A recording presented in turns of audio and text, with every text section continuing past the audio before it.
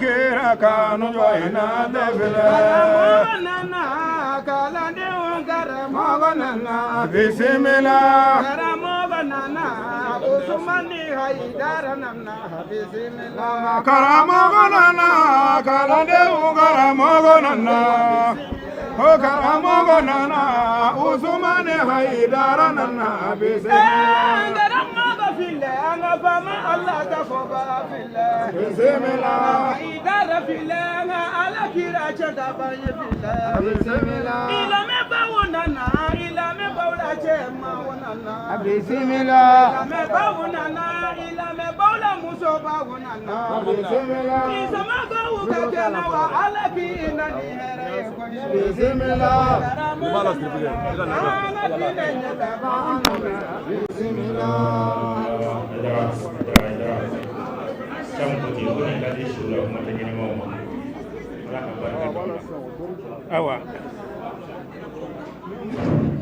أعوذ بالله من الشيطان الرجيم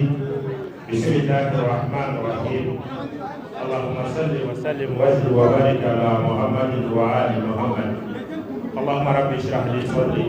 ويسر لي أمري واحلل عقدة من لساني يفقهوا قولي أمي أبنا كلفو أبنا كرمان جوالا كفام والسلام عليكم أمي تنينا سبتمبر كالو كلتا أن يدلو عام 2025 Maulidu Fédération Santine International de Mille Labé Nabi Nyame Angara Mbofe Serif Ousmane Madana Haidara Ni atako binani ani kelena ni Maulidu Kunchara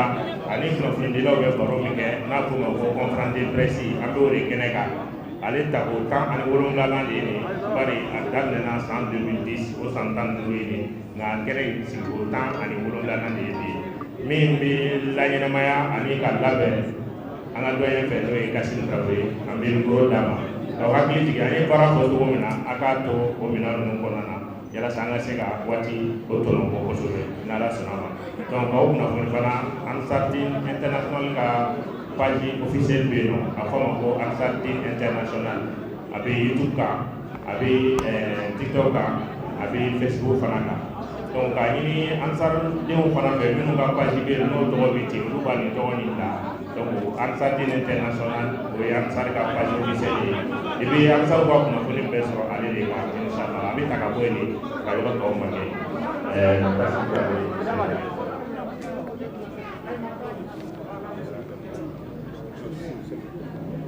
Karamɔgɔ yamara ɲini famina baara la journaliste an b'aw bɛɛ lajɛlen fo k'aw bɛɛ lajɛlen waleɲuman dɔn nka ni ne ye kuma ta yan k'a sɔrɔ ma kuma di kuma tigi ma an bɛ taa so suguya wɛrɛ la Daba e Tunkara marhaba i t'a ɲama fifa basate kakade an balimaw an b'a bɛɛ fo k'a waleɲuman dɔn nin ye laada ye an ka ɲɔgɔn sɔrɔ kɛnɛ kan n y'o de fɔ ala y'an kunna ja n'a kun ya ala ja ni diɲɛ ye a b'a kɛ Burukina be walima a b'a kɛ Senegal ka ye walima a b'a kɛ Faransi ka ye anw bɛ passeport de dilan ka taama ka taa ɲini ala ko ayi k'a ka di maliyɛnw ma o ye kunnajaba dɔ ye fɛn kelen de b'an bolo ka dugawu k'i ye ala ka si jan d'i ma ala k'i mɛn jama ɲɛma an bɛ nin min na ya rabi ala k'an mɛn an na Haidara sukora an tɛ kuma janya kangari kelen de bi da journaliste ye a bɛɛ tɛ jeli ye a bɛɛ mana deli la an nana baara de la maa fila min nana jeliya la ka na deli kɛ o ye ne ni Dugusi a ye ɲininkali kɛ ala sago a sago a kana baramali kɛ a kana foyi kɛ bisimila nin y'a daminɛ ye fo ta Haidara ayiwa Daba an b'i fo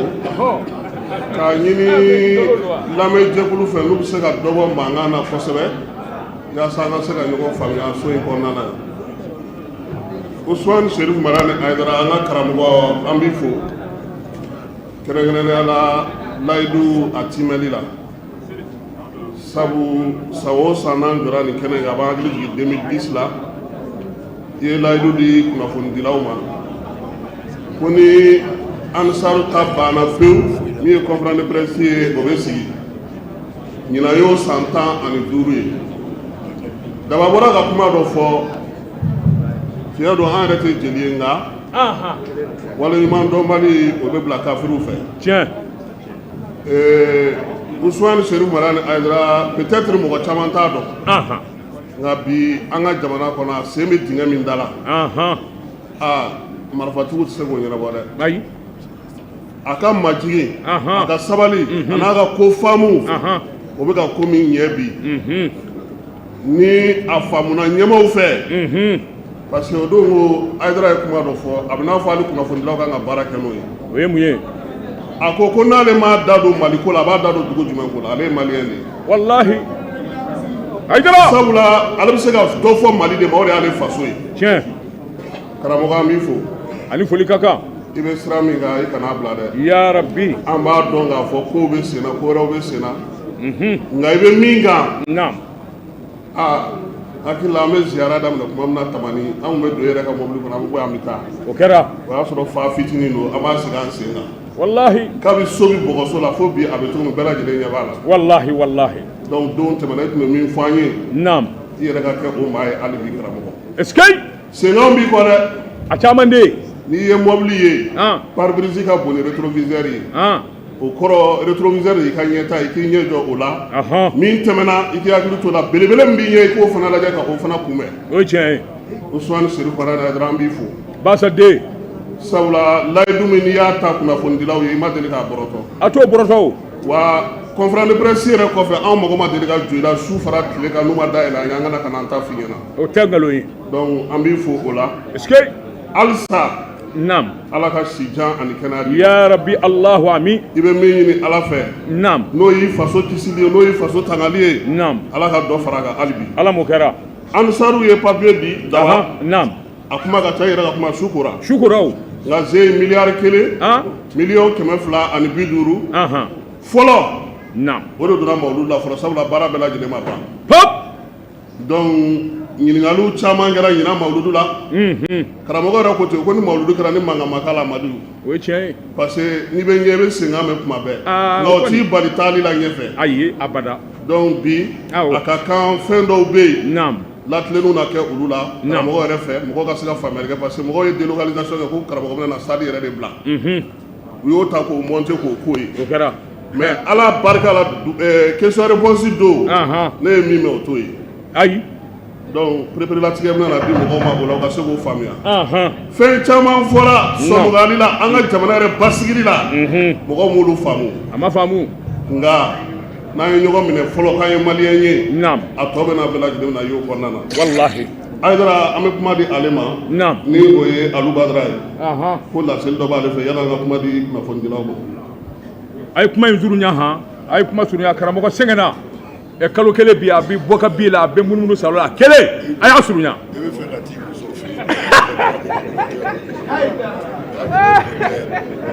bisimila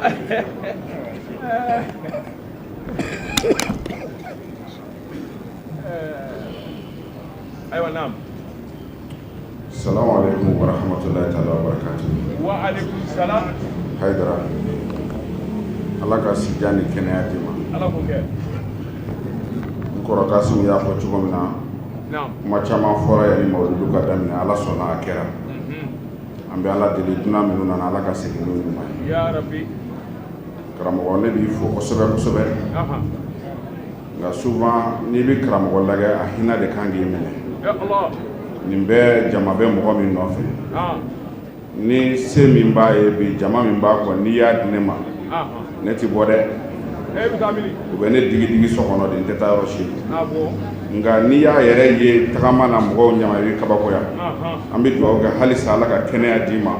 i ka se k'a tagamaw kɛ karamɔgɔ ne bɛna ɲininkali kɛ nka yanni n ka se n ka ɲininkali ma ɲinan alhamdulillah an ye arajo minnu ta n'o ye Ala ka tiɲɛ dɛmɛ tɔndenw ye arajo ɲinan ta sera fo arajo 20 ani arajo 4 ma o kɛra ka sɔgɔ ɲɔgɔn na nka mɔgɔ wɛrɛw bɛ yen réseau yɛrɛ kɔnɔna na minnu yɛrɛ ye ko in yɛrɛ kanu u sɔgɔ an na ka sɔrɔ an yɛrɛ ma u ta o kɔfɛ fana inshallah Sherifu fana ka wajuli an kun y'a kanu ka bange ni denguni bɛɛ de ta ɲɔgɔn fɛ mais wajulu tilala ka bɔ a ma k'a bɛɛ kɛ tile kelen ye arajo taara o fana na arajo 6 sɔgɔra ɲɔgɔn na o fɛnɛ na k'o kɛ ka o fana animé naam donc ala ni ka duwawu i ka da la fana nin baara min n'an b'a kɛ an tɛ taa dɛmɛ ɲini mɔgɔ fɛ dɛ ayi an b'i ka duwawu ni ala de bolo wallahi an b'i ka duwawu ko halisa awɔ i k'o duwawu k'an ye naam o kɔfɛ journaliste minnu nana parce que mɔgɔw k'a dɔn ne ye Usumani Serifu Madani Hayidara min filɛ nin ne y'ale ka animateur de e ye animateur de awɔ anw ɲɔgɔn na ayiwa naam ne y'o de ye naam donc n y'a kanu bi journaliste minnu bɛ yan ka 60,000 d'u ma ka fara u ka passe kan o kɔfɛ i t'a a perepere latigɛ i ka journaliste bi yan jeliw an kɔrɔ minnu bɛ yan olu ta bɛ d'u ma kɔfɛ inchallah journaliste olu ta de don 60,000 in olu ta ye nka n y'a kanu ka cadeau kɛ an balimakɛ dɔ ye o bɛ Sherifula TV la n'o ye Samayira Sanogo ye n y'a kanu ka jagata kelen salen 80,000 k'o d'a ma di karamɔgɔ kanu kosɔn an bɛ nin bɛɛ kɛ karamɔgɔ de kanu kosɔn an ni mɔgɔ si jɛlen tɛ foyi la n'i b'ale fɛ an b'i fɛ n'i t'a fɛ an t'i fɛ a banna salamu aleykum warahmatullahi o kɔfɛ sisan ne ka ɲininkali bɛna boli min kan o ye karamɔgɔ an y'a mɛn k'a fɔ ko a fɔra ko minnu bɛ politiki kɛ k'u ka politiki kɛ karamɔgɔw k'u ka moriya kɛ k'u ka wajibi kɛ k'u dabɔ fanga na ni jamana dun ɲɛ ganna u ɲɛ bɛ jɔ aw de la bɛɛ bɛ taa kungo fɔ aw de ni mago bɛ diɲɛ yɛrɛ kunnafoni na ni ɲɛ bɛ mago bɛ Mali kunnafoni na a bɛ sɔrɔ aw bolo parce que a bɛɛ bɛna fɔ aw de ne ka ɲininkali bɛ yɔrɔ min na faama minnu bɛ an kunna bi est-ce que u bɛ to ka karamɔgɔ wele ka karamɔgɔ ɲininka a hakilinaw la wa ne k'u ka ɲininkali b'o yɔrɔ de la salamu aleykum i ka kuma ɲɛna Basaden jaabi b'i bolo nka kamalen ka tilali cogo ma ɲɛ dɛ kabini kelen ayiwa karamɔgɔ nin ye ɲininkali fɔlɔ ye i bɛ se k'o jaabi tilali ma ɲɛ ayi a kana ɲɛ cogo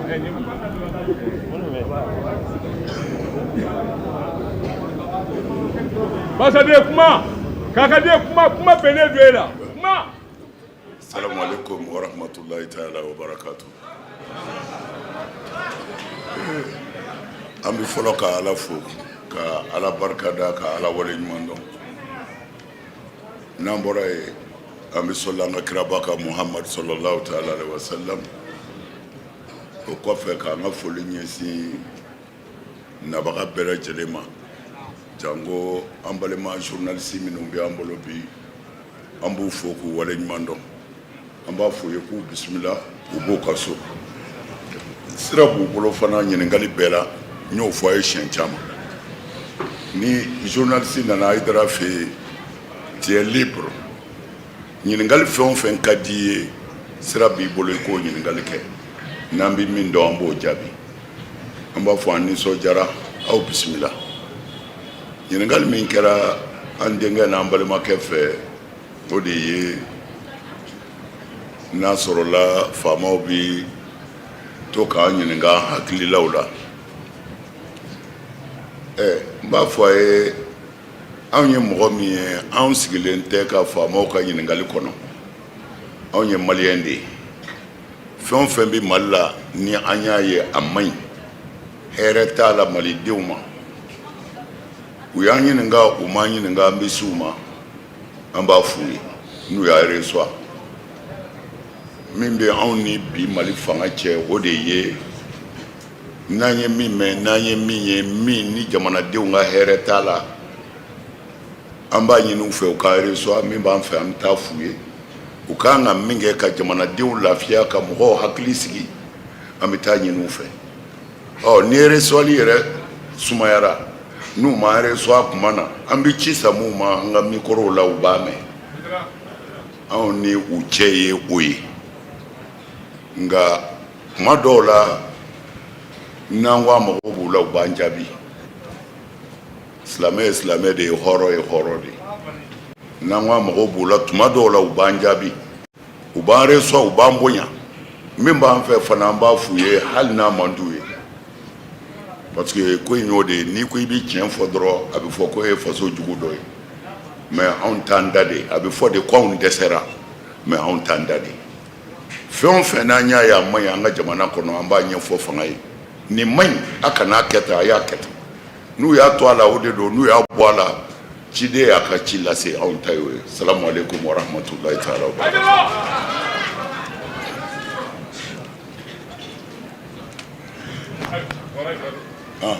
Ouais, au tata et ça va. Au dira au mot, certificat au dama.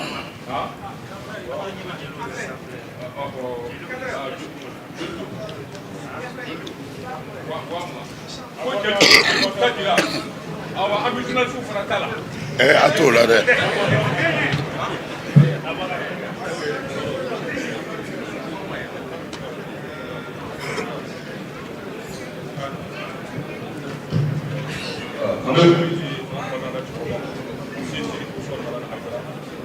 Micro tigi Johnny dɛ.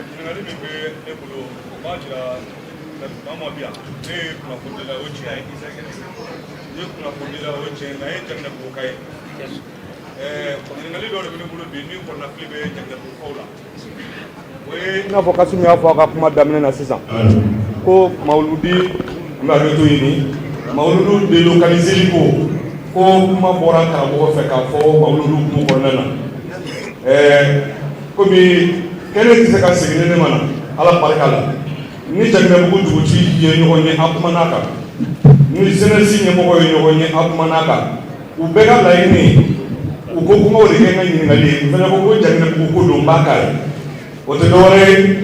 u ko Mawuludu kɛli Janginɛbugu kɔnɔ bi olu ye min sɔrɔ a nafa ye paraji yɛrɛ la fɔlɔ ka sabu kɛ diɲɛ bi kunda Janginɛbugu kan Ala ni yabali sababu k'olu t'a dɔn u bɛna baraji yɛrɛ sɔrɔ fɛn min na bi k'o bɔ ni délocaliseli fɔra n'o ye k'a kɛ yɔrɔ yɛlɛma k'olu siranna u m'a fɔ a bɛna bɔ Janginɛbugu la dɛ mɔgɔw tɛna bisimila karamɔgɔ b'o fɔ nka k'u ka karamɔgɔ ɲininka de yali olu tun bɛ barajiba min sɔrɔ mɔgɔw bisimilali la k'ale karamɔgɔ ko kuma in kɔnɔ ko mɔgɔw tɔɔrɔ la k'olu Janginɛbugu ma tɔɔrɔ dɛ k'u ma tɔɔrɔ bilayi dugutigi y'a fɔ ne ta k'u ma tɔɔrɔ ko k'o fɔ Ayidara ye ko hali min tɛ ni jama ye n'a nana Ayidara kungo la ko Janginɛbugu bɛɛ de kungo don jeunesse ɲɛmɔgɔ Saliya Bariko a fana y'o kelen de fɔ n ye an fana Janginɛbugu ka bɛɛ ka ɲininkali de don ko yali délocalisation bɛna kɛ sababu ye karamɔgɔ wa dunanba minnu bɛna Janginɛbugu la olu ka mabɔ Janginɛbugu la wa k'o jɔrɔ de b'olu la k'i y'a fɔ a don ni bi cɛ dugutigi Jalo a ko ma ni cɛkɔrɔba kuntigi k'olu ye ni ka dɛsɛ ka sunɔgɔ ko ne nana ko n bɛ ɲininka o de la an bɛ foli di bɛɛ ma aw ni ce merci Ayidara.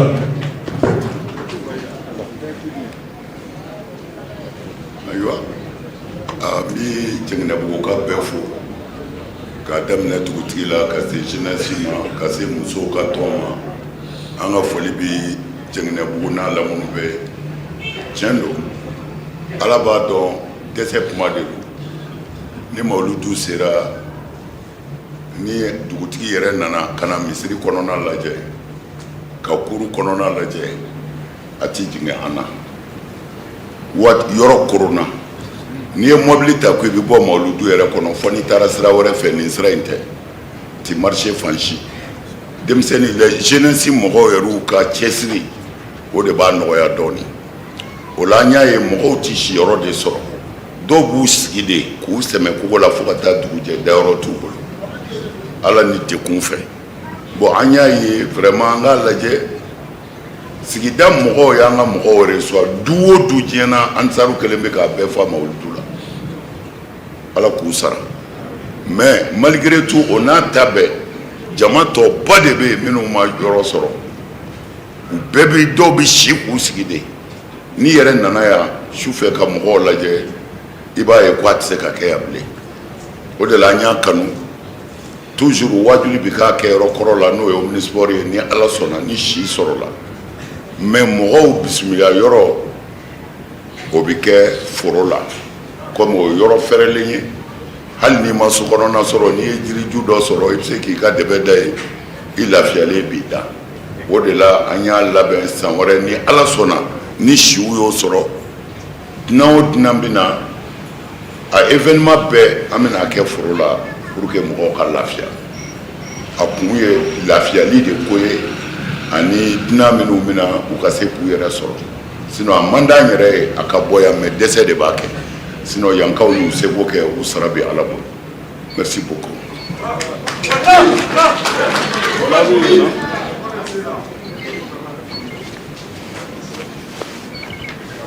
Allo. Umar Ouattara Segu a bɛ se ka na a ka ɲininkali kɛ Isa Traoré arajo bani o bɛ se k'i labɛn.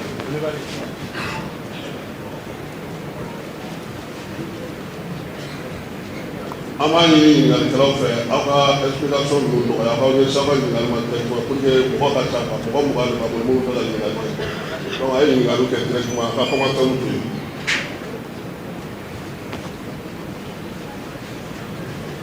Assalamu alaikum warahmatullahi ta'ala wabarakatuh. An karamɔgɔ an su n'i ka fɛn n'i ka tonton bɛɛ fo. Ne ka ɲininkali ye Mawuludu su fɔlɔ san na kɛɲɛba an karamɔgɔ Iba a ka wawulu fɛnjiba na dɔnni san na an karamɔgɔ nin bɛɛ la baaraw man ca mɔgɔ bɛ ka a daru ye jumɛn o de ne ka ɲininkali ye.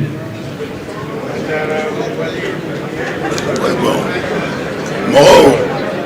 n bɛ fɛ ka min fɔ mɔgɔw kabakoyara fɛn na min tɛ kabakoya ko de o yɛrɛ ye kabako ko dɔ ye quoi parce que ale yɛrɛ ka nin question in fana ye kabako ko ba de ye parce que ka kabakoya nin na mɔgɔ min kabakoyara o la kaba ka kan ka kɛ o tigi yɛrɛ de la n bɛ fɛ ka mun fɔ a yɛrɛ denmisɛnninw caman bɛ yan muso bɛ minnu na mais yanni muso in ka furu san y'a a dɔw gosi bɔlɔnfilancɛw la o musow ka bulondaw la yɛrɛ yanni kow ka ɲɛnabɔ san y'a gosi a nɛgɛ caman nɔfɛ dɛ ayiwa san k'i gosi nɛgɛ nɔfɛ musoko la walima wariko la san ka dɛsɛ k'e gosi ala ko la ni question ye kabakoba de ye ne yɛrɛ an bɛ minnu nɔfɛ a fɔra o ma sahabaw a fɔra sahabaw fagara u joli bɔnna u ka nafolo tiɲɛna u denw fagara pour que silamɛya ka se yan anw y'a damulen ta ten foyi t'a la k'a ta i yɛrɛ kɔrɔ ka taa o kɛnɛ ka san k'i gosi o mɔgɔ kabakoya cogo di an ka forow la sa y'an gosi ko dama min kɛ balo ɲini na hakɛ b'o la munna o ti kɛ ala ko la o kabako yɔrɔ bɛɛ bi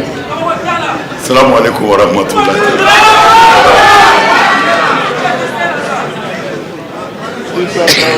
Radio Bani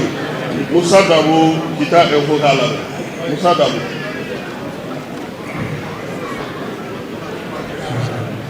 Akaramɔgɔ an b'i fo nka o de ɲɛɲini u tila ka ɲɛfɔ n ye o la quoi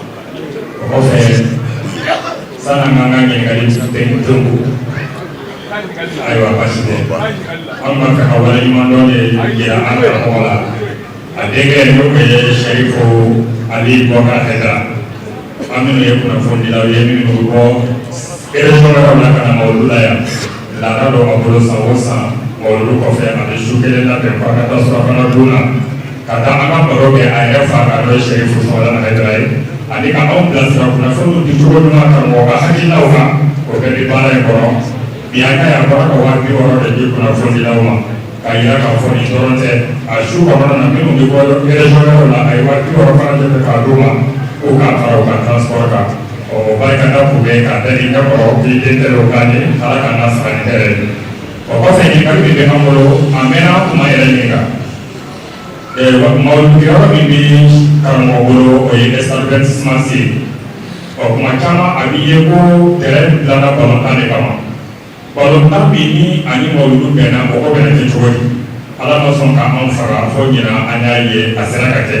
ka d'a kan dɔnni yɛrɛ bɛnna Mawuludu ma o don de balontan tun kan ka kɛ a yira fana Mali balontan taara Marɔki ɲininkali min bɛ yen o latɛmɛna tɛmɛcogo jumɛn na karamɔgɔ ni faamaw cɛ an y'a ye fana gazon min sigi bɛ deli ka k'a kan ɲina o tora yen terrain dira o kan de kama karamɔgɔ yɛrɛ ka ye ye an bila nin na wa o ɲininkali de tun bɛ ka ɲɛsin karamɔgɔ ma ala ka sara yɛrɛ yira nin la sallallahu alaihi wa sallam. Oui, bon n denkɛ ani n balimakɛ n b'a fo Haidara ale b'a seko la o ye min dɔn i b'o de fɔ mais i ma min dɔn ala ɲɛ b'o la quoi ale bɛ min kɛ gundo la ala de b'a sara alors tɛrɛnko n bɛ min f'u ye a la ani balontan bɛ na ani balontan ma bɛ an t'o dɔn an kɔni bɛ min dɔn faamaw y'a d'an ma an ka wajuli kɛ wa an y'a kɛ a banna.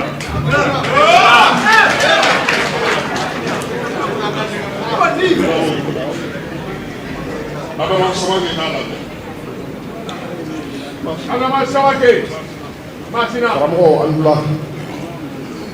an bɛ foli lase bɛɛ lajɛlen ma min ye Musa Dabo ye ka bɔ Kita i bɛ baara kɛ Kita Nord Info certificat karamɔgɔ ɲininkali janba tɛ ne fɛ ne ka ɲininkali ye n'an yɛrɛma de bɛna ni kɔnɔdimi juguya ye n y'a kɔlɔsi anw minnu bɛna i kan mɔgɔ miliyɔn san caman kɔfɛ jateminɛ kɔfɛ n y'a lajɛ anw ka du kɔnɔ ni dunan kelen fila nana a ka ca la n'a bɛ taa n'a ma degun anw bɛ degun mɛ karamɔgɔ ni mɔgɔ miliyɔn caman san o san u bɛna jigin e kan i bɛ tila k'u ladon maa si tɛ taa n'i ka ŋɛɲɛ ye karamɔgɔ mɔgɔw bɛ tila ka ala deli ko ala ka san wɛrɛ yira an na ka presse ma olu ka si u bɛna i ka kɛnɛ kan debi ye jumɛn ye pour que k'an kalan i ka baara olu la merci. oui bon n b'i fo i ka ɲininkali la mɔgɔ minnu bɛna an fɛ dunanw na hɔrɔnw de don an yɛrɛ tɛ nabaw de don ni mɔgɔ ɲuman nana i fɛ i bɛ tɔgɔ ɲuman sɔrɔ o la mɔgɔ minnu bɛna an fɛ mawuludu la dunan caya o caya hɔrɔnw de bɛna ladiriw de bɛna n b'i fɛw de bɛna i ka foyi t'olu tɔɔrɔ o la an bɛ nabaw de fo ko in bɛɛ ye olu de ye u bɛ na n'u ka layidu min ye u bɛ segin n'o layidu kelen de ye o la degun t'o la maa min ko n b'i dɛmɛ ne ni ani n ka nafolo n ye n yɛrɛ d'i ma ala kama i ka foyi t'o tɔɔrɔ o la u bɛ ɲuman de f'i kɔ k'a sɔrɔ hali n'i ma ɲuman kɛ an bɛ dugawu kɛ o dunanbaw de ye ala ka hɛrɛ k'u ye ala k'a n'u dɛmɛ ala ka san caman yira an na sɔli ala rasul.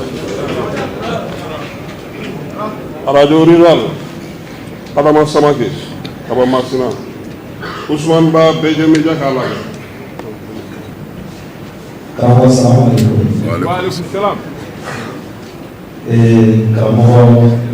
i jɛna n'a bɛɛ ye ala kama k'a bɛɛ ko ala kama ala tilala k'a bɛɛ segin bɛɛ y'an bɛɛ segin ala ma i y'a yira. Ɲininkali kɛ. Karamɔgɔ ɲininkali min bɛ ne fɛ o de ye denkundi su i ye jatigɛ wale ye mɔgɔ mɔgɔ bɛ fɛ ka faamu sɔrɔ a la bɛɛ lajɛlen ye faamu sɔrɔ n'i ka walawalali mais o jatigɛ wale kɛlɛli la ani jamana ka basigi la karamɔgɔ n'i y'a tila saba ye e kelen ye jɔyɔrɔ fila bɛɛ ta anw bɛɛ ka yeli la k'a sɔrɔ i ma mun ta i ma bere ta karamɔgɔ an bɛ fɛ dabo mun bɛ ladilikan jumɛn bɛ fɛ k'a fɔ denmansaw ye mun kosɔn u bɛ se ka kisi u denw bɛ se ka kisi ka don nin wale in na cogoya min na o de bɛ ka ɲininkali ye hakɛto k'o la. o y'a sɔrɔ e ma denkundi wajuli faamu an ma kuma jatigɛ wale tigi kan an kumana alakira sallallahu alaihi wasallam a nana ni fɛn min ye diinɛ na n'u b'a fɔ jihadi jihadi n b'i fa an ko kira ka diinɛ bɛɛ a ma bi mɔgɔ ka k'i fa an kumana kira ka tabiyaw de kan an ma kuma jatigɛ wale tigi kan an kumana kira ko an ka kɛ ɲɔgɔn fɛ an ka ɲɔgɔn kanu kira y'a ɲamaru a ka ɲɛnamaya bɛɛ kɔnɔ a ye kɛlɛ hakɛ min kɛ n y'a fɔ ye a ka ɲɛnamaya bɛɛ kɔnɔ ma hakɛ min ni tora o kɛlɛw la n y'a fɔ ye wa kɛlɛ in bɛɛ daminɛna de bɛn kɛra silamɛw de kan silamɛw wulila de k'u b'u yɛrɛ ɲini o yɛrɛ ɲini de nana ni kira ka jihadi bɛɛ ye jihadi kelen t'a la ko kira ye so siri ka taa mɔgɔ nɔfɛ jihadi kelen t'a la ko kira ko dugu dɔ ka kɛ silamɛya tɛ yen u ko kira ma de i t'i ta kɛ i nana ni min an ti jɛ n'a ye a ti k'anw fɛ yan u tilala ka kira ka mɔgɔ caman faga ala fana ye yamaru di kira ma k'a fɔ bi ne jɛna n'a ye minnu ko k'u b'u yɛrɛ defan k'a f'u tɔɲɔna ala y'a fɔ kuranɛ na ta ko k'a f'u tɔɲɔna ko ne ye ordre d'u ma bi u k'u yɛrɛ defan silamɛya kɛlɛ bɛɛ kɛra nin de ye ala kira tile la an y'o de walawala mɔgɔw ye u k'a faamu mɔgɔ min b'a fɔ alors a ye wuli an ka mɔgɔw faga u k'a dɔn o ti ala ka kuma ye ala kira ka kuma tɛ n'i tɔɲɔna de i b'i yɛrɛ ɲini ne hakili la hali ameriki o sariya bɛ yen o ti silamɛya dama ye maa o maa n'i tɔɲɔna i b'i yɛrɛ ɲini an y'o de fɔ an ma kuma jatigɛ wale tigi kan an kumana an ka diinɛ de kan Ousmane Ba BG Media Moussa Konate k'a labɛn radio Bani. Il faut qu'il y ait un tɔgɔmaya sɔrɔ i ka kalanden dɔw la kuma la ko mawulidu don kalan fɔlɔ kɛra kare kɔnɔ bi ka tila ka na o ye yɔrɔ min bɛ se ka mɔgɔ hakili ka tɛmɛ yɔrɔ bɛɛ kan Mali la o kɔnɔna na o kɔnɔna dɛsɛra o la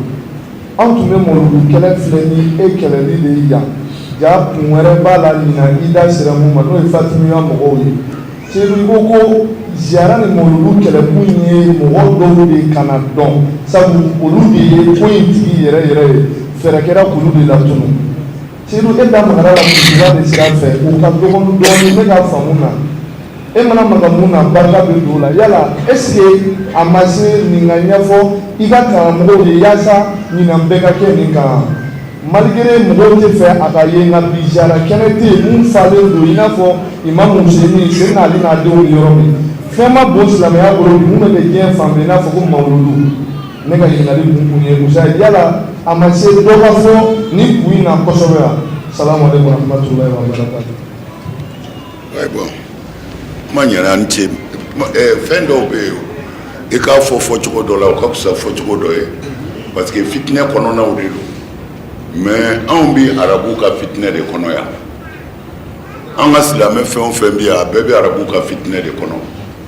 alors ni min ye parti min ta o b'o défend an b'o de la yan n'o tɛ an tɛ ala ko la yan koyi an bɛ ni min y'a dabila ka na n'o diyara an ye an b'o minɛ nin fana ye dɔ minɛ an bɛ ɲɔgɔn fa ni ɲɔgɔn ba de n'an fɛ yan o surakaw de kama n'a sɔrɔla mɔgɔ min bɛ arabu ka ko kalama kabini mawuludu ma se kalo 2 arabu wulila ka mawuludu gosili daminɛ mais ni kelen wulila 100 bi wuli k'a kalan mawuludu kɛcogo la k'a fɔ kira yɛrɛ ye mawuludu kɛ cogo min na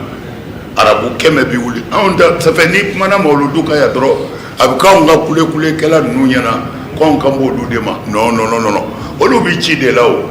i bilala ci min na diyagoya i b'o kɛ o n'o tɛ fɛn caman bɛ kɛ Mali la yan ni kuma ti k'o kan o ye mawuludu ko ye wa o tuma n bɛ fɛ k'a f'i ye n y'a lasili de f'u ye a t'i n'a fɔ mawuludu nɛnini ani k'a fɔ mawuludu man ɲi a t'i n'a fɔ ko karamɔgɔw de y'a sɛbɛn koyi non non non non siyaw ni minnu ko an bɛ Seydina Ali fɛ ani minnu ko an bɛ Muawiya ta fɛ nin groupe 2 de ye ɲɔgɔn kɛlɛ ni min tora la maa ba yirika de don minnu sara a bɛɛ bɛ seli alors o selibaga minnu sara sisan minnu k'u bɛ Seydina Ali fɛ comme u ye Seydina Ali janfa k'a faga olu ka mɔgɔw san o san o san yɛlɛmɛ mana se o groupe ba de bɛ na a ka ca maa miliyɔn caman ye ka na Seydina Ali kaburu la ka na dugawu k'a ye ka mɔnɛ kasi ko a ma k'olu ɲɛna bon a bɛ fɔ o de ma ziyara kaburu ya zura o ziyara in Muawiya ta ka mɔgɔw olu ɲɛ bɛ o jamaba bonyɛtɔ la o fana wulila ka sira da k'a fɔ ko kaburu ya zura ko kaburu bato de don sinon silamɛya mana n'a ye a ti silamɛya foyi kɔnɔ ala kira ka ɲɛnamaya bɛɛ kɛra kaburu ya zura de la kira yɛrɛ bɛ fatu tuma min na a ka fatuli bana y'a minɛ kaburu dɔw de la dugutila ma fɛ a t'an bɛ kaburu ya zura ka dugawu kɛ suw ye ba kunkolodimi de y'a minɛ a n'o kunkolodimi min nana n'a ko kunkolo bɛ n dimi a ma balo o kɔfɛ o de kɛra ka fatuli sababu ye ɔ bon silamɛ jumɛn bɛ se k'a fɔ ko kaburu ya zura man ɲi i ka kira ka bana laban minɛna kaburu dɔw de la i b'a dɔn diinɛ ko tɛ c'est à dire fadenya dɔ de donna surakaw dama ni ɲɔgɔn cɛ ani pɛrisiw o fadenya balawu u ye kitabuw de dilan o kɔnɔ nkalonba caman tigɛra o de kɔnɔ n'o tɛ mawuludu lajɛ kɛ mɔgɔ min bɛ mawuludu neni n'i cilen tɛ i b'a neni ni dalilu jumɛn ye n'i ko Abubakari ma mawuludu kɛ an b'i ɲininka a ko a t'i bɛn wa o fana fɔ an ye i ko Umaru m'a kɛ y a pas de problème mais a ko a t'i bɛn wa i ko Seydina Usman m'a kɛ Ali m'a kɛ oui an y'o bɛɛ faamu mais u ko di ko a t'i bɛn wa alors mais n'i m'o fɔ an ye ka fara kan o ye yɛlɛ ko de ye mais Abubakari y'a kɛ o Umaru Égypte karamɔgɔ mufti ba dɔ bɛ yen cɛ tɔgɔ bɔlen filɛ kɔnɔ mais enregistrelen b'i bolo enregistrement b'i bolo quoi enregistrement b'i bolo Azaharu ɲɛmɔgɔba karamɔgɔba dɔ de don koyi ako ko mawludu ko nganga ketede ko wallahi ko alni alakira balolendo ko ni kira ko ay mawludu dabla ko lubake ku bake mungama ko tanazala an haqqihi ko aya ayere de jena ni yoro doko yere doya kama comme alakira sallallahu alaihi wasallam nabido ni mo wula doro ba fa ayasi neti foye fandande ngo abi wuli ne kama muna ne fandande de ayasi krap min de fo mo mais do wuli bali fo anana mi mo wula asina kajo ko bo na mo sigi ne bi sigi je ko ma chode ako nyona yele ma tseka sigi anga ziki ko nyona bido tella diriya ya amulu jon be nyedeye ko bi sigi e dundo o e dongri dala do e o perana ka perana aya gadi ana sigi parce que ajena ka hakede ko aka ngambonya ni kirato dona be wulila ngwa ya sigi mo ma ngu sigi parce que ajena ka hakede ko sino aka kani bonya c'est pour que ma wore kala ya dani kafa mai ana manga o tekele o de la karamgo pai ko kwani kira kwa ngana ke kwamba ke kadamunga kwa jena ka hakede ko yere doya kama ko manga tuwalo la nganga bonye yira hal na kwa ngana ke niye anga dokturu bita kala tumbere daminu nye ka wala damne ni olu ka kuma de olu ka kuma yerete ala kira yere mo lutuke nyo foya kira sallallahu alaihi wasallam ndene wonde na bisu uya yinga ko men ni bisu ndene ako parce que ne bagena ndene mais o kuma na anniversaire ye mu ye katemenika mais aya ke ketiko jumena ale ya ke ni shuri mais e bi fe ko ne re ba ke ne ka ke ni shuri non ala barka datiko ka ta ni shunte ne bi ntake ka mo wele ka kira yere nyefuyi ka mo wele kira na ni mi ka fuyi o ne take toy ni take toy ka wari bwa kun ka dumini sanga di fanda ma ku kono fa ni take toy ka moto sanga di fanda ma kira ka bangeni kama ku ni soja beni ka manifestation ke toy alors me fait ka mi foye on bi wali kele de la minnu tugura Muawiya ko olu yɛrɛ tɔgɔ da ko suramɔgɔw minnu tugura Seydina Ali ko olu tɔgɔ dara ko Siyaw bon sisan ninnu fila de bɛ ɲɔgɔn na anw bɛ ninnu de ka kɛlɛ ka hali bi an b'o de kan ka taa u ye ɲɔgɔn faga de ne de bɛ kɛ silamɛya ɲɛmɔgɔ ye e man kan n'a ye ne de bɛ kɛ ɲɛmɔgɔ ye u ye ɲɔgɔn faga nin de kama alors bɛɛ n'i ka supporter Muawiya ta kɛra sunnamɔgɔw ye olu ko ten Seydina Ali supporté ba olu kɛra Siyaw ye bon mɔgɔ ɲinɛ mɔgɔ miliyɔn 10 ani kɔ ou bien 20 ni kɔ de 26 ayiwa a y'a fɔ ka ɲɛ dɛ a kana fɔ ko Hayidara y'a fɔ 21 d'accord mɔgɔ miliyɔn 21 21 millions o de taara Seydina Hussein kaburu la Kerbala mais Maka hijide bɛɛ faralen ɲɔgɔn kan mɔgɔ miliyɔn 2 1,674,000 hijide ayiwa sirifikɛ ko ale min bɛ bila hijidew ɲɛ ka taa ko hijide hakɛ Maka ɲinɛ mɔgɔ miliyɔn 1 600,000 ani 70,000 ani 400 mais Kerbala ka taa Hussein kaburu lajɛ ma miliyɔn 21 fɛnɛsɔn kelen do wa ko ni kɛlɛ in de bɛ sen na Mawludu man ɲi a fɔra nin yɔrɔ in de la Ala m'a fɔ kira m'a fɔ Abubakar m'a fɔ Usman m'a fɔ Umar m'a fɔ Seydina Ali m'a fɔ kɛlɛ in wulilen ta ninnu de ye nin fɔ ko Mawludu man ɲi parce que olu bi Fatima ka Mawludu kɛ u bɛ Hasan ka Mawludu kɛ u bɛ Hussein ka Mawludu kɛ u bɛ Seydina Ali ka Mawludu kɛ diɲɛ bɛɛ bi bɔ ka taa u ko Mawludu man ɲi kɛlɛ yɛrɛ de fili kɔrɔ koyi faden kɛlɛ anw taara don o de kɔnɔ faden kɛlɛ e n'o tɛ alakira bangena diinɛ ye fila dɔrɔn de ye o ala ye min fɔ ani mɔgɔw ka laada alakira nana laada o laada sɔrɔ mɔgɔw bolo a y'a bɛɛ t'u bolo fɔ ni min man ɲi a nana sɔrɔ don dɔ la u bɛ ka papaye ninnu n'a ɲɔgɔnna u bɛ k'o kɔɲɔ kɛ dɔw ko zeyituni u bɛ k'a kɔɲɔ kɛ mais a ko nin ye mun ye u ko kira ma ko ni jiri ma sɔn ka den ko n'a kɔɲɔ kɛra ta ko san wɛrɛ a bɛ den kira ko aw de b'a ka diɲɛ ko dɔn aw de b'a ka a ma fɔ haramu don dɛ a ko aw de b'a ka diɲɛ ko dɔn si ça marche c'est bon kuma kɔrɔ y'o de alors mɔgɔ diinɛ ni laada de bɛ diɲɛ kɔnɔ diinɛ ye diinɛ ye laada ye laada ye laada o laada ti diinɛ gosi o laada ka ɲi an t'an ka denkundiw kɛ ma k'o ye haramu ye wa anniversaire ti k'an fɛ yan wa maa y'o haramu wa mais munna kira ta haramu na pourquoi a b'a dɔn ko kun de b'a la wa kun y'a kɔrɔ de.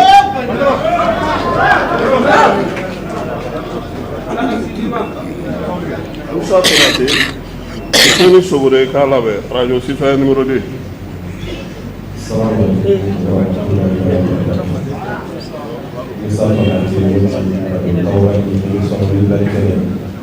ne ka ɲininkali min ka kɔn min Ala sɔn ka laginɛ taa min kɔnɔna na i ye mun ye mun diyara i ye kosɛbɛ o de ye ne ka ɲininkali Ala ka si di ma. Merci beaucoup. An karamɔgɔ laginɛ taama in a diyara n ye kojugu a ye dɔ fara kalan kan Ala ye seere an sera laginɛ minnu y'an invité u ye an bonya kɔdan na laginɛka yɛrɛ bɔra a ka bɔ hakili ma ka na an nɔfɛ hali a caman bɛ yen u ti an ka nin bamanankan in mɛn ni kɔni sera laginɛ capitale la an ka bamanankan fɔba man ca ye kosɛbɛ nka n'i nana k'an ka yɔrɔw la an ka mɔgɔw kuma bɛ faamu ye kosɛbɛ mais u ka faama yɛrɛ y'an bonya cogo min na u sara bɛ Ala kɔ an tilala ka na kanga u ka i n'a fɔ o conseil ɲɛmɔgɔya bɛ minnu bolo u wulila ka jɔ de olu de bilala an ɲɛ an bɛ taa yɔrɔ o yɔrɔ diɲɛ na n'an kan ka taa foli kɛ ani u ka diinɛ ɲɛmɔgɔw de y'a bɛɛ kɛ ɲɔgɔn fɛ k'a ban u sara bɛ Ala de bolo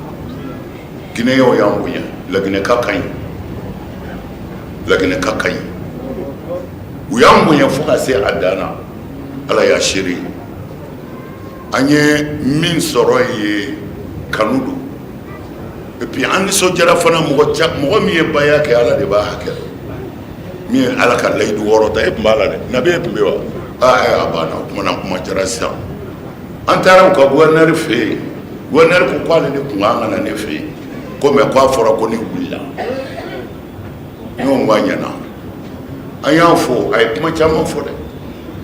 a ko mɔgɔw bɛ manamanakan fɔ Mali ni Laginɛ cɛ ko Laginɛ ko ne k'a dɔn diɲɛ bɛɛ bɛ se ka Mali kɛlɛ ko fɔ Laginɛ ko diɲɛ bɛɛ bɛ se ka Mali kɛlɛ ko fɔ Laginɛ ko fɔ n'u bɔra Guinéyaya la a ko mun na a ko bi nana kɛ olu kan mugu ni kisɛ k'u bɛ Laginɛ minɛ ko mɔgɔ o mɔgɔ b'u kɛrɛfɛ Portugais nalen bi u kan ko jamana o jamana bɛɛ Afiriki ko bɛɛ ye coup de fil ni lettre de ci olu ko mais k'olu balila min na ko Mali sɔrɔsiw de cunna ye mugu ni kisɛ kana fara olu kan ka olu ka jamana bɔ bolo la k'olu bɛ se k'o jamana kɛlɛ ko choléra wa ma dɔn a b'a fɔ ko munɛ Ibula de don wa ko Ibula wulila Ibula wulilen ko bɛɛ y'i ka datugu olu Guinéens ye jamana bɛɛ y'a ka datugu Laginɛ ye ko fɔ Mali ko Mali ko ale tɛ se ka datugu Laginɛ ye parce que ale ni Laginɛ bɛɛ ka kan e ko olu bɛ Mali kɛlɛ non ko olu tɛ se ka Mali kɛlɛ ni maa min bɛ miiri u y'an bonya i ka ɲininkali in diyara n ye kojugu n bɛ n profiter a la ka segin ka Laginɛ karamɔgɔw fo u y'an bonya ala k'u bonya hasidiw tɛ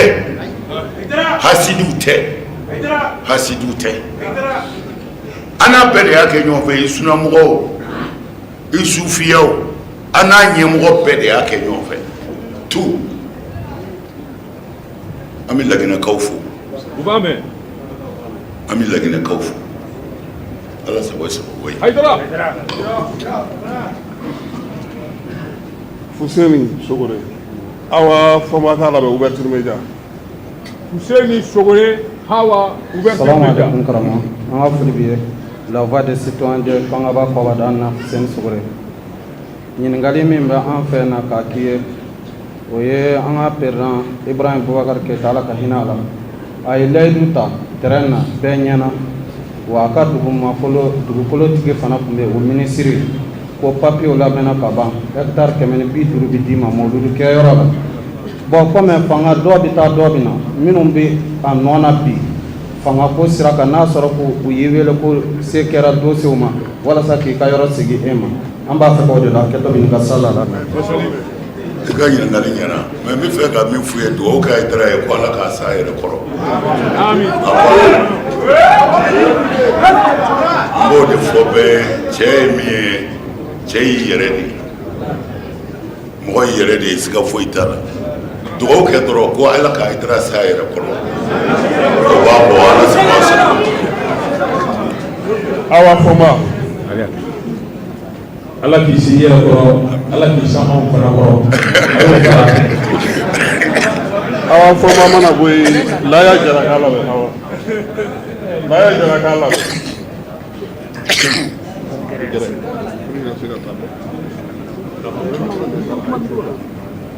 Salam alaikum karamɔgɔ. Sirifokɛ min ko ni ala ta bɛ bɛn mun bɛ se ma k'a b'a cɛ k'a ma siran a ma siran si yɔrɔ siran t'a farikolo la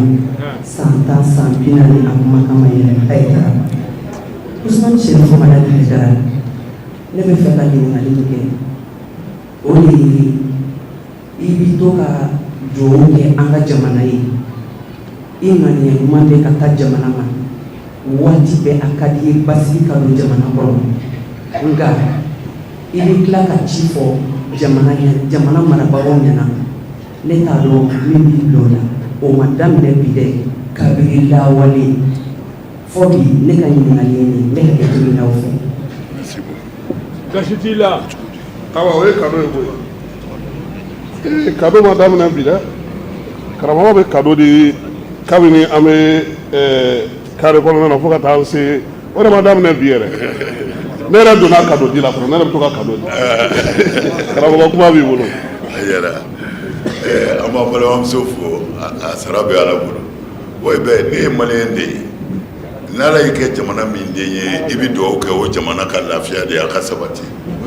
fɛn fɔlɔ min bɛ jamana lafiya o ye jamana fanga de ye n'u tilenna jamana ka gɛlɛya fanba bɛ jamana fanga de bolo n'u ma kɛ ladiri ye o la diyagoya anw tɛ se k'an da de an ka kalan o kalan na an bɛ cadeau di faamaw ma cadeau wɛrɛ tɛ u ka tilen u ka baara kɛ tiɲɛ kan n'i nana fanga na i b'i labɛn i bɛ bɔ a la koyi parce que dɔ bɔra yen e nana o la yɛrɛ bɛ bɔ yen dɔ bɛ na i tile hakɛ i b'i jija o de ka tanu i kɔfɛ n'o tɛ hali n'i kɛra jadima ye i bɛ bɔ yen n'i bɔra yen fana a bɛ lakali n'i kɛra ɲumankɛla ye i bɛ bɔ yen n'i bɔra yen fana a bɛ lakali lakali ko ɲuman to i denw n'i mɔdenw kɔfɛ a ka fɔ aw fa y'a kɛ tan aw fa y'a kɛ tan o ka kɛ ɲuman ye fanga kan ka jija o de la n'o kɛra jamana denw bɛ lafiya jamana yɛrɛ bɛ taa ɲɛfɛ o de la an ka kalan o kalan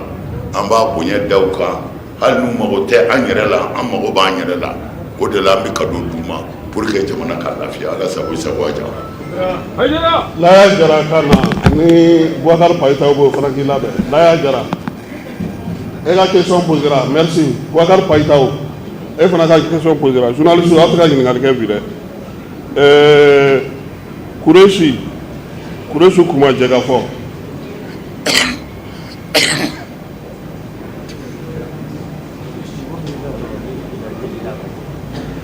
Musa Mayiga k'a labɛn a ma se ka na.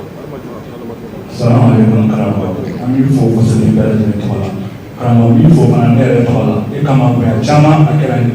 karamɔgɔ sanuna sini ma olu kɛnɛ kan tu dira ne ma e kama karamɔgɔ ɲinan fana makan ta den dira ne ma n ye muso bila ka taa e kama karamɔgɔ b'i denkɛ fana fo ale bɔkara bila an ye arajo 24 an y'a fɔ karamɔgɔ 20 de y'a jɛ miliyɔn 7 la karamɔgɔ kɔ tɛmɛnen a yɛrɛ kun yɛrɛ ma fana k'a bɛna mɔbili di yan e kama karamɔgɔ ne ka ɲininkali min ye karamɔgɔ ne b'a fɛ an minnu bɛ yan ani minnu b'an fɛ n b'a dɔn bɛɛ bɛna ye karamɔgɔ silamɛya ɲɛfɔ an bɛɛ lajɛlen ye silamɛya yɛrɛ ye mun ye karamɔgɔ silamɛya laɲini ye mun ye ne ka ɲininkali o ye. a ɲɛna n bɛ sirifikɛ ka ko la n'i ye fɛn min mɛn fana o t'i bali la mɛ a ye ɲininkali min kɛ ale ka sugu ɲininkali bɛɛ ye a ko silamɛya ye mun ye silamɛya ye ka da ala la k'i tile silamɛya banna. sisan Mahamadu Kamisogo Nabugu TV Kamisogo Akaya d'accord Mamadou Moussa Konate Energy FM Moussa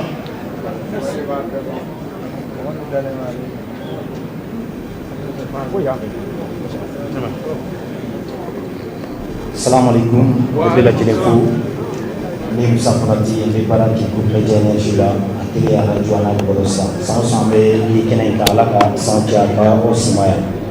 karamɔgɔ ɲininkali min bɛ ne fɛ o bɛ tali kɛ o conseil islamique de la a élection ko donc an y'a mɛn k'a fɔ ko octobre nata k'o kan ka kɛ yala karamɔgɔ bɛ n'i kan bɔ a parce que nin waati in na a kumaw bɛ ka bɔ ne bɔra kuma la merci.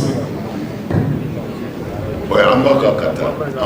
taa n'ala sɔnna a bɛna kibaru sɔrɔ inshallah.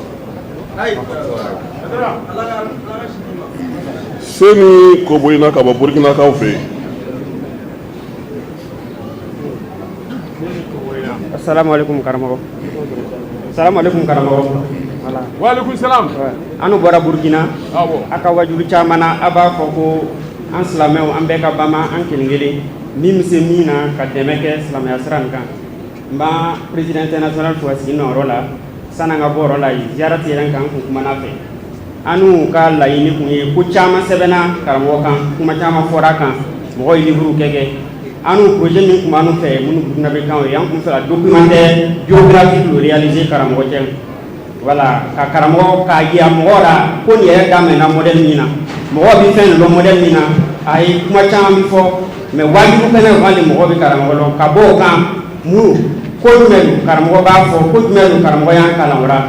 an ka kuma wele ka da de karamɔgɔ bɛɛ man cɛ o la ka bɔ Irak ka na Maroc fo ka na Mauritanie ka na Tombouctou fo ka na Tamani wala ka histoire bɛɛ raconter wala documentaire n'an fɛ ka réaliser karamɔgɔ kan n'a sagona an b'o kɛ a bɛna kɛ kan sabara français kan julakan ani arabu kan wala n'a bɛ se a ka kan bɔ an ma an bɛ se ka mɔgɔ minnu fana contacter k'a ko daminɛ wala an ka kuma wele an ce. a diyara n yɛrɛ ye. Jɛlo a y'a lase an ma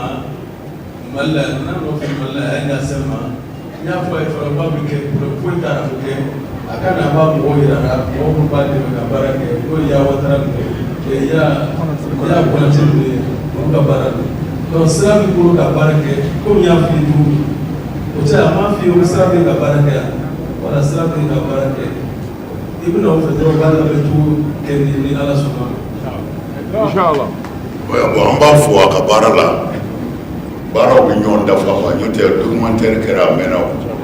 o documentaire siya 2 kɛra sini si tɛ kelen ye mais peut-être ale ta bɛna kɛ sabanan ye dɔw bɛ se ka dɔ tɛmɛ dɔ kan ni walawalali dɔw ye Ala k'a sara. Sumaila Kalosi Ousseynou Traoré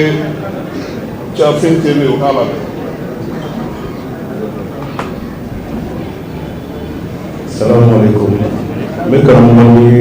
journaliste jama kulu bɛɛ lajɛlen fo. Karamɔgɔ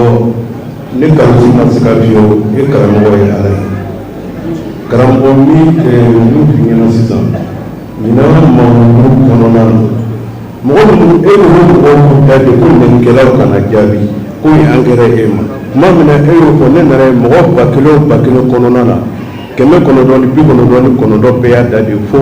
kunnangoya ni nata ye min sɔrɔ fo n'a kɛra o kelen karamɔgɔ i nisɔnkadi ka kɔrɔ dɛ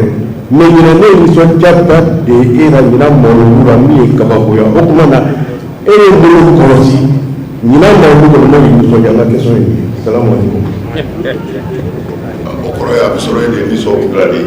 n'i lafiyalen don i bɛ bɔ ko caman kalama n'o tɛ ne nisɔn tɛ koya o kɛ aw to yen ne nisɔn tɛ koya o ala y'aw ta ye kaba ne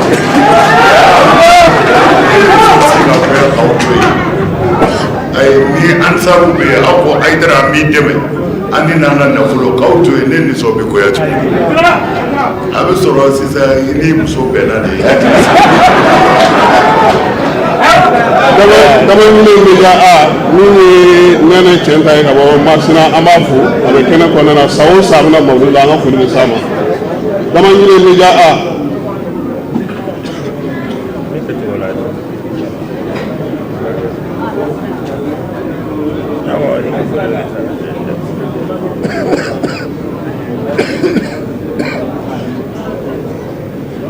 bamanan ka laɲiniw la karamɔgɔ ne ka ɲininkali ye kuranɛ kɔnɔ suratul nahli aya 100 ani aya 25 Allahu taala b'a fɔ ye ko ka maaw wele ka taga ale Allahu taala ka diinɛ ma ni kodɔn ye ani bilasirali ɲuman nka nin fɔlen kɔfɛ diinɛ lasebagaw ye anw ka jamana kɔnɔ yan Mali diinɛ lasebaga 100 sara la kotigi yɛrɛ ko k'a ka ko lase cogoya min na 95 olu si tɛ a lase o cogoya in na mun y'o sababuya. sababu an karamɔgɔ ne y'o sababuba yɛrɛ fɔ parce que mɔgɔ min bɛ fɛ ka ala ta lase o bɛ ala ta lase nka mɔgɔ min bilala ka mɔgɔw ta lase o yɛlɛmɛ man di dɛ kuma in y'o dɔrɔn de ye an bɛ arabu ka fitinɛ de kɔnɔ u ye min dilan ka di minnu ma ka jɔ n'u ka bɔ yen u b'u sara u bɛ wari d'u ma u bɛ hɛrɛ k'u ye ko a ye taa nin fɔ olu tɛ se ka bil hikma wal maw'izati al hasana olu tɛ se ka baara kɛ o kan mɔgɔ saralen ko i ka kuma ani ala ta fɔ o ka jan ɲɔgɔn na dɛ fitinɛ in kɔnɔna na Seydina Umaru den dɔ bɛ yen Abdulayi ibn Umar dɔw taara yɔrɔ la k'a fɔ kɛlɛ bɛ sen na Seydina Ali ni Muawiya ta bɛ ɲɔgɔn na ni min sara la ni ba yirika don ala dun ko a ka fara ɲɔgɔn kan ka kɛlɛ kɛ de ko fɔ fitinɛ kana kɛ ko e dun sigilen bɛ mun na i ma fara u si kan a ko aw ka ne kɔrɔfɔ ka ne jaka ni nin aya ye ne b'o kɔrɔ dɔn ka tɛmɛ ala ka ne minɛ ni aya dɔ ye ala ko maa o maa ma n'i tugu ka mumini faga i ka bato ti minɛ kun fɔ ka t'i sa wa taa yɔrɔ si t'i la ni jahanama tɛ a ko bɔn ne bɛ n da bɔ a bɛɛ la ka n sigi u k'a fɔ n siranna ne b'o kɔrɔ dɔn a ka fɔ n ye mumini dɔ faga ye ninnu ye baara kɛ ala ka diinɛ sira ka nin cogoya ninnu de la mɛ anw fɛ yan anw ye fɛn dɔ de don diinɛ kɔnɔ k'o to a kɔnɔ diinɛ t'a yɔrɔ sɔrɔ bilen an ye mun don diinɛ kɔnɔ e tɛ ne fa fɛ ne fa tɛ e yɛrɛ fɛ ne taara suraka kan kalan ka na ne ma taa kalan ka na ko n bɛna ala bato koyi ne nana kalan de ko n bɛna n fa voyager o kumana ne b'aw fa neni fo ka taa n sa aw yɛrɛw bɛ nin ba neni fo ka taa sa o kumana hasidiya ɲɛngoya sigiyɔrɔ juguya an y'o ta k'o don diinɛ kɔnɔ ne bɛ e fa neni ni diinɛ tɔgɔ ye ne bɛ nin ba neni ni diinɛ tɔgɔ ye diinɛ tɔgɔ la maa bɛ neni wa ala ko la ikraha fi din maa si tɛ karaba ka kɛ silamɛ nin b'anw ka kuranɛ kɔnɔ i tɛna nin foyi ye fɔ k'i sago anw bɛ min minɛ i bolo kun k'a sɔrɔ ala ko diyagoya tɛ diinɛ na n'a ka d'i ye kɛ kafiri ye kɛ i ni bɛ bɔ don dɔ la n'i sera dingɛ kɔnɔ i bɛna ko i ɲɛ dɔn ye wa diɲɛ yan fana i ka kafiriya b'i di i yɛrɛ ma n'i yɛlɛla ne kan i bɛ jigin o tuma na bɛɛ b'i yɛrɛ man siya fali o bɛ man siya fali ya furu kuranɛ de ko ten n'a ka di i ye kɛ silamɛ ye n'a ka di i ye kɛ kafiri alors mais munna an ti fara ɲɔgɔn na i mana ye an ma fara ɲɔgɔn na dɛ wa an ta taa ni bolibatola cɛ an ta taa ni dulɔmina cɛ an ta b'a ni selilaw de cɛ i yɛrɛ b'a dɔn ye hasidiya de don ɲɛngoya de don ala k'an bɛɛ laban ɲɛ ala ka don an n'u cɛ sallallahu alaihi wasallam ayiwa karamɔgɔ ɲininkaliw banna i ka yamaruya kɔnɔna na alu badara ye 80,000 di Sherifula baarakɛla dɔ ko a ka moto san Mayira san a yɛrɛ bɛ kɛnɛ kan a bɛna wari di a ka kɛ bɛɛ lajɛlen ɲɛ ɲɛna. wuli k'i ka wari minɛ.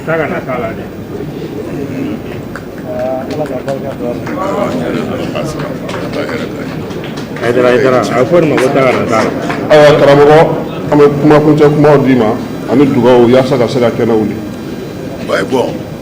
kuncɛ kuma na dɔrɔn an b'an ka journalistw fo mɔgɔ nana ka far'u kan nin baara in kɔnɔ an b'a bɛɛ fo ɲinɛ mawuludu an bɛ Ala fo Ala y'a kɛ hɛrɛ la